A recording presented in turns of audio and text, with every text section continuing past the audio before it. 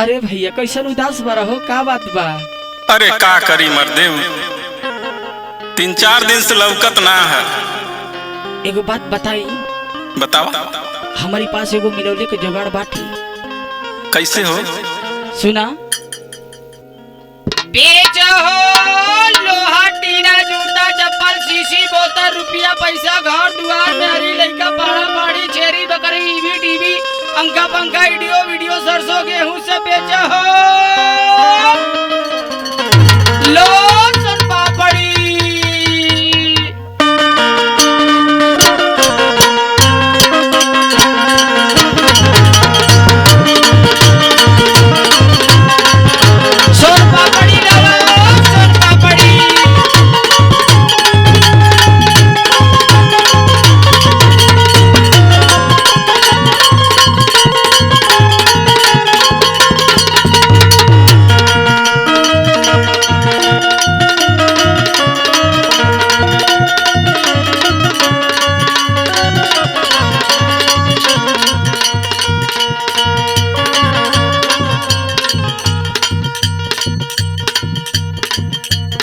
आइल बानी तोहरा गौआ लगी जाई सस्ता भौआ।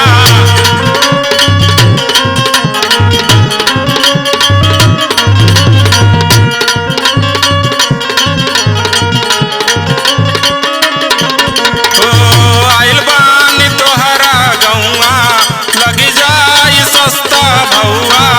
घर से बहरवा तानी गोरिया निकाला पौआ।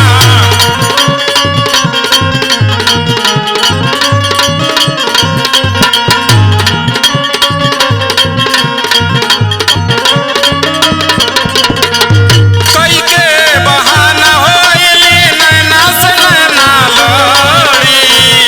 ले लो सन पापड़ी हाँ सन पापड़ी हाँ। बट मर्दे बहिन त ना लौकल। लेला सोन पापड़ी लेला सोन पापड़ी लेला सोन पापड़ी आके फूल झाड़ी। लो सन पापड़ी ले लो।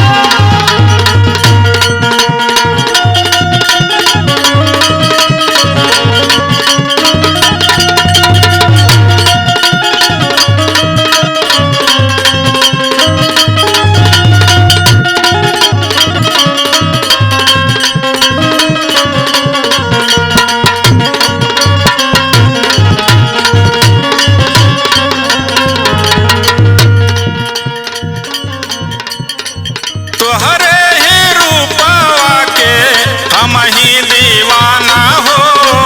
जो तू ना अइबू घर से खाई बना खाना हो।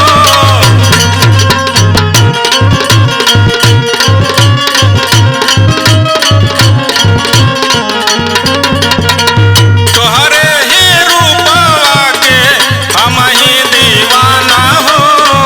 जो तू ना अइबू घर से खाई बना खाना हो।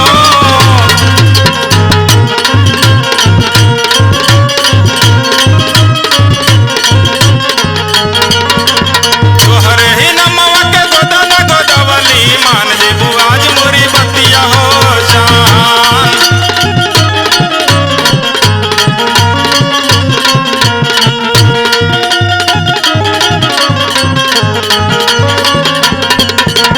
दिनवा त घूमी फिर तले कटी जाला कटे नहीं कटले रतिया हो जान।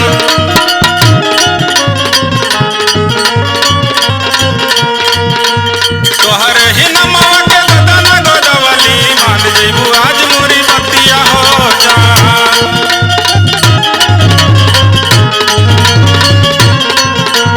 दिनवा त घूमी फिर तले कटी जाला कटे नहीं कटले रतिया हो जान।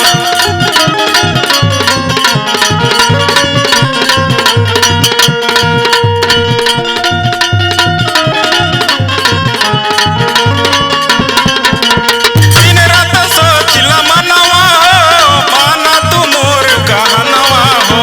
दिन रात सोचिला मनवा हो माना तू मोर कहनवा हो। जाने